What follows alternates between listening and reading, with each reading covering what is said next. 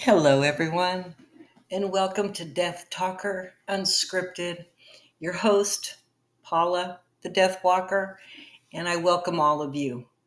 I want to say a big shout out to everyone who just recently followed this podcast. It just really makes me very appreciative and it kind of humbles me. And it also just reinforces what I do. And I am just so graced and honored to have that. So let's just get right into the podcast. Um, I'm kind of in a melancholy kind of place.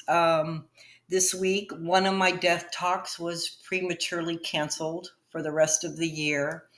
I was doing it at a senior center, and of course, it's a city-run organization. And anyways, there were a couple complaints about my death talk.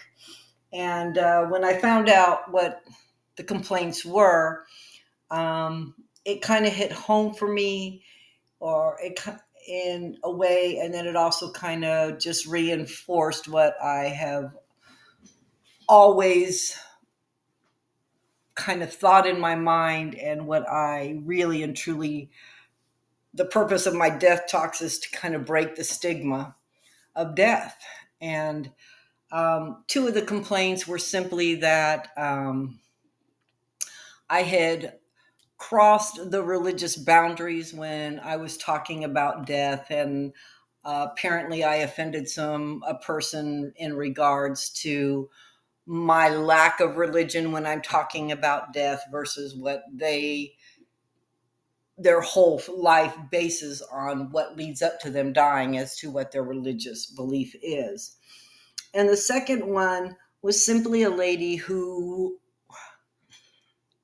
really, truthfully, should have never been in my death talk in the first place. She, when we were talking about it, she was very offended at how openly we were talking about hospice and the medicines that they give and medical aid and dying with dignity. She immediately associated those two with suicide.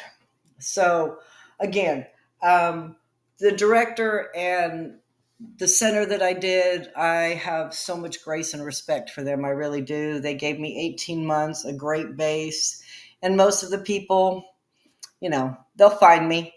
And I already have two other venues that have called and asked me to be there. So, but anyways, that's what this whole podcast really is about. I am speaking on death, uh, to get people to talk about it first. Just talk about it. Talk about how you want to die, where you want to die.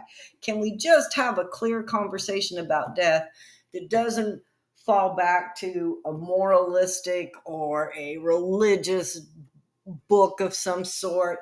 Can we just look at it from the perspective of, let's just say, science, maybe, or nature? Maybe that's a better word. And death is the outcome of life. And when you get here in life, you have this bioorganic body that you are given. It's tiny and it's packed with so much freaking energy. And then there's the you, and whatever we choose to call it, essence, spirit, soul, whatever. I just like to think of it as simple cosmic stardust. And that cosmic stardust is what is needed to be protected by my bioorganic suit.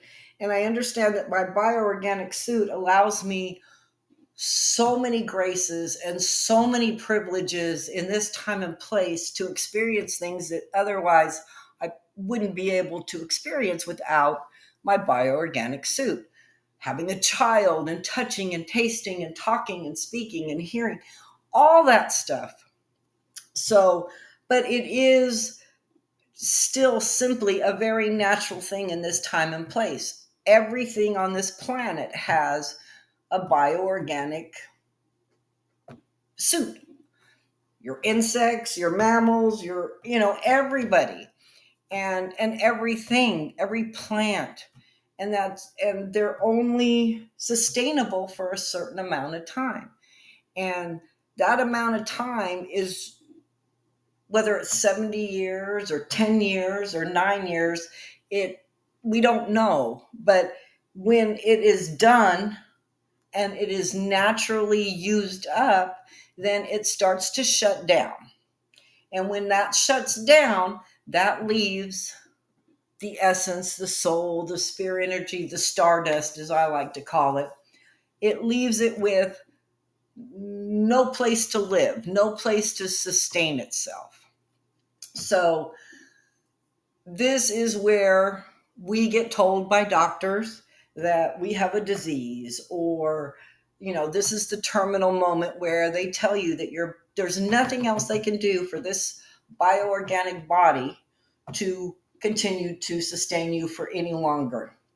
And somehow once we get that medical stuff, all of a sudden death turns around and we're in some sort of cultural bubble, and it turns into morality, and it starts turning into religious, whatever the religious end is, when you die, and it becomes less about natural and more about societal constraints.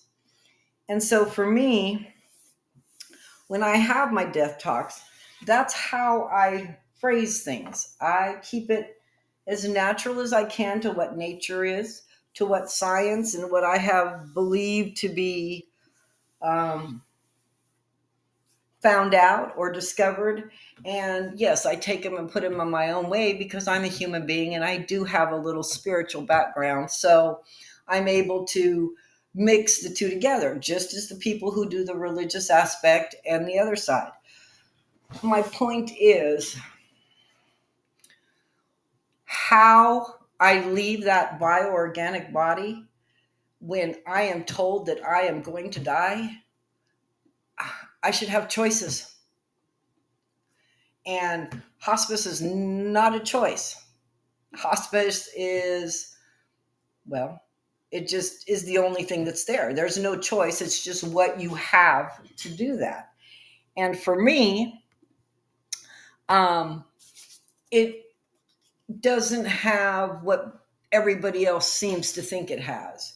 I hear a lot of people say, oh, it's, hospice is kind and compassionate, and, we take into consideration the dying person. Do you?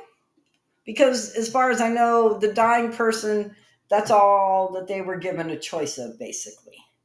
And if I step outside the box as a death walker, that's really what I do. I'm more of an observer than an actual character in the stage of death that's being played out.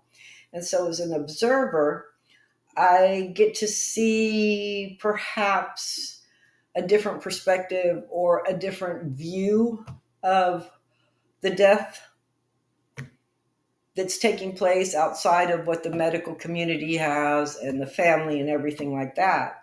And to me, when I see voluntary stopping of eating and drinking, those are horrible ways to go, by the way. I don't know if you've ever watched someone starve to death or dehydrate to death, but it's not a good concept, and it is really very hostile on the body. And then, hospice as well will maintain your pain, and, will give you lots of drugs. And so now you're kind of just, your vessel, your body is just being pumped up with so much stuff that organically, as it's dying, it doesn't know what to do with all that stuff. And so it just compounds the whole dying process, from the perspective that I see. So, and 9 times out of 10, hospice is drawn out. It can be 7 days, 14 days, even longer. That's a very traumatic span of time for the dying, for the family, for the financial aspect, for anything that you're looking at. And it's not doing it's really tearing down the body so much that if there is any of that essence or soul, or for me, stardust, it is such a negative draw that it would just seem that no matter what, it's not a very compassionate way to go. And it's certainly, there's no quality in that for me. Being a drooling zombie tied to a bed where my body's rotting and fluids are leaking everywhere, and you know, you're someone's got to pick me up and move me. That there's no dignity in that for me. There is no quality of life. I have nothing. And so for me, I want to be gone before that happens. I want to be able to have a choice where I say, I'm going to do I have X amount of months, and I'm going to take these months and I'm going to do whatever I want to do, set up my life, finish my life, however, and I have a plan, but we won't go into that right now. And then when I'm still at a point where I am still me as a person, as that stardust, I want to be let go. I want to be able to choose to say, I want to have medical aid in dying. I want to have dying with dignity. And I would like to have it on this particular day at this particular time. And I would like to leave my bioorganic body before that whole, in, for me, a lack of a word, that very undignified whole dying process sets in, the breathing and the spitting. And I just, to me, that just doesn't seem that doesn't seem like a very good ending to what I consider to be a really good life that I've had here. And it's been an amazing way to experience this time and place. And when you come in, it's such a big wonder, and it's like, wow. And then you have your life, and it's like, wow. And it's like, oh, and then it's like, oh, boo hoo. And oh my gosh, it's wow again. And then, it's like, okay, that's tough. And it's then when you get told that you're dying, all of a sudden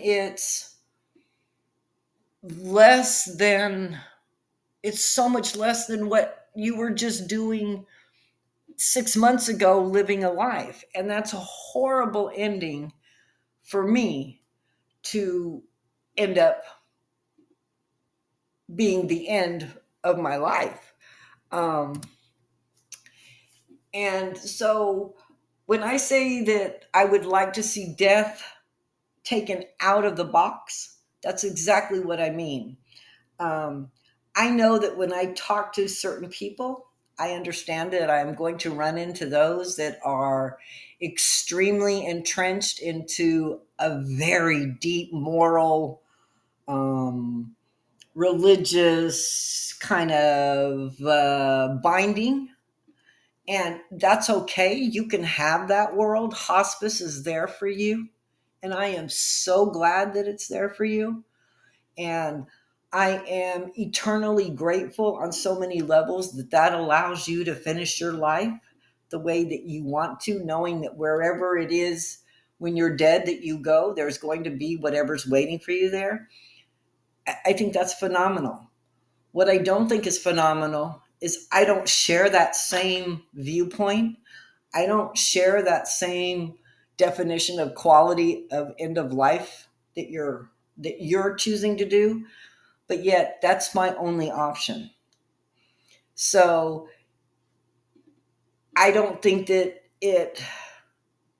I think that your world and your end of life shouldn't have to be forced upon me to end it that way, because none of that fits in with how I have lived my life in this time and place. Excuse me. There are so many ways, people will tell you, well, there's nursing home care and there's hospital care and there's, comfort care. Those are all the same thing. They're all hospice, the same way.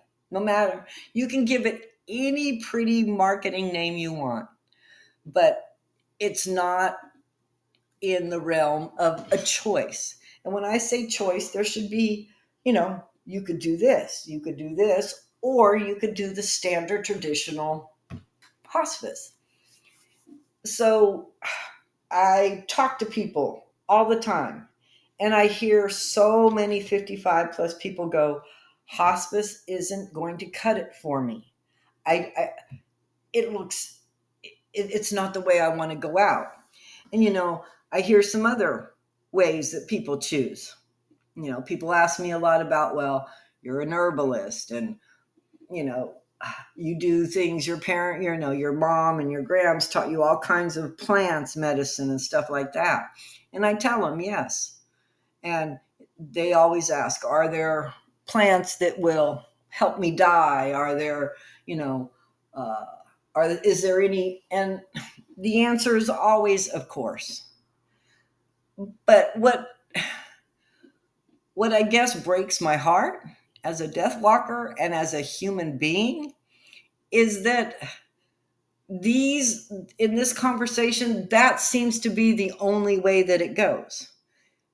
That is the alternative, because there's nothing else to choose from.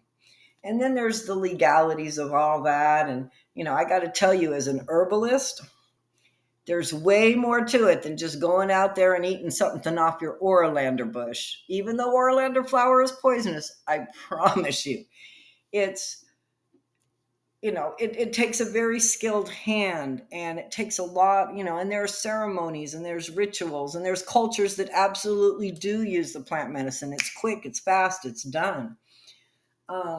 And so these are things that we need to start talking about. These are things that we need to stand up and say, I am the dying person. Listen to what I am saying. Listen to what I want. And hospice is about as outdated as the lobotomy. The lobotomy served a purpose, probably still does serve a purpose in some far remote off case. Hospice in the beginning, I understand. But my God, can we not progress any further than that in the death world than a lobotomy? And if that's my only choice, oh my God, I promise you, I'm a skilled herbalist. And these are the things that we need to seriously look at as a society, as a collective.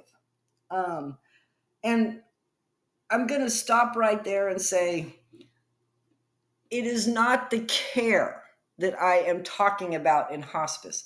To the doctors and the nurses and the orderlies and the respite people, man, you got my utmost respect. You really do. And for what the scenario that is being played out, I commend you all. I am merely suggesting that there has to be other ways. There needs to be other ways other than this only one road. We have come so far in technology and even in the medical world, and God, our defense, man, we got blowing up people to a T. And we don't have any problem creating death. I mean, we'll just boom.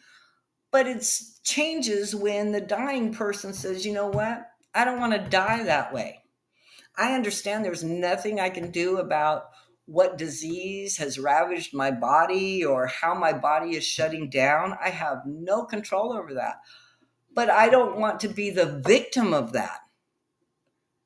That's not how I want to go out. That's not how I want to leave this time and place, man. I came into this world and I was a little baby, and bam, like I was saying in the beginning. And now this is what's laid out for me. Nah, I want the big bang, baby. I want to be able to say and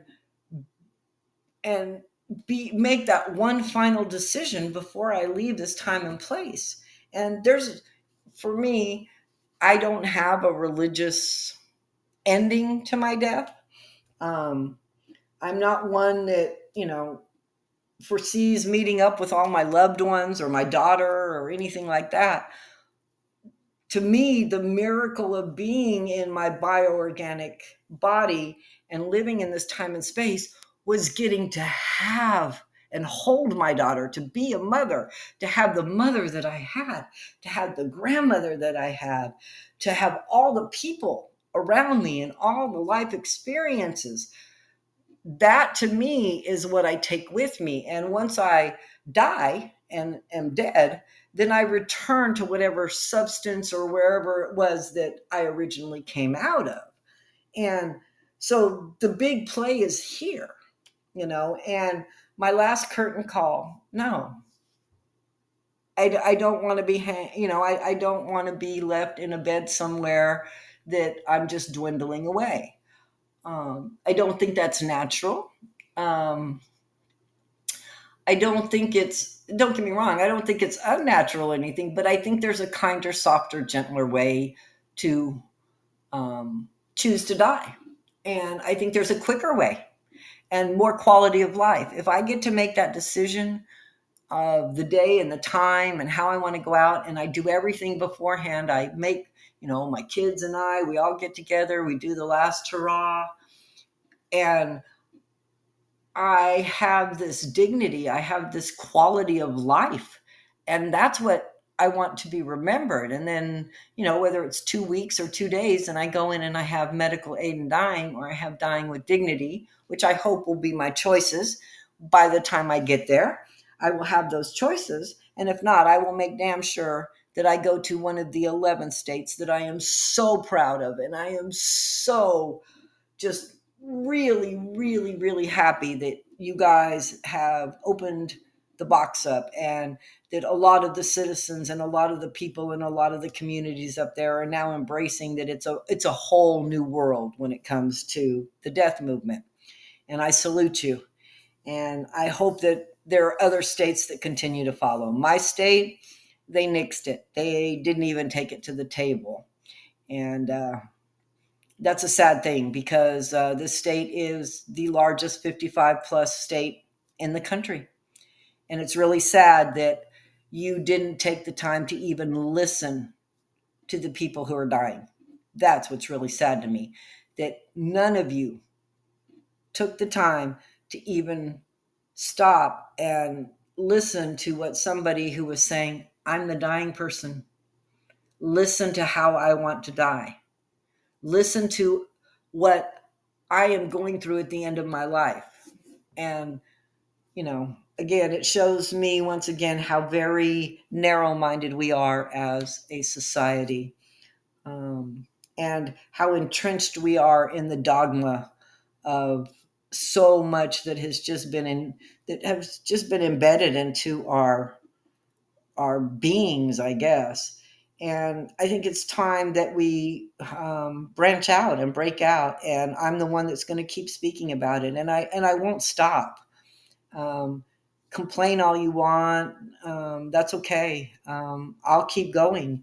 And my end goal is to open a nonprofit, and I will have a holistic dying retreat. That's my goal. And I will make it happen. So I guess I should stop rambling now. And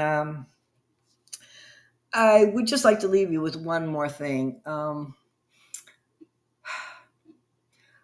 And I say this a lot in my death talks, and it's really a reminder. And I hope that it's also a shocker when I say this. I hope that it makes you stop and think a minute and go, what did she say? Say that again. And here's the gist of it.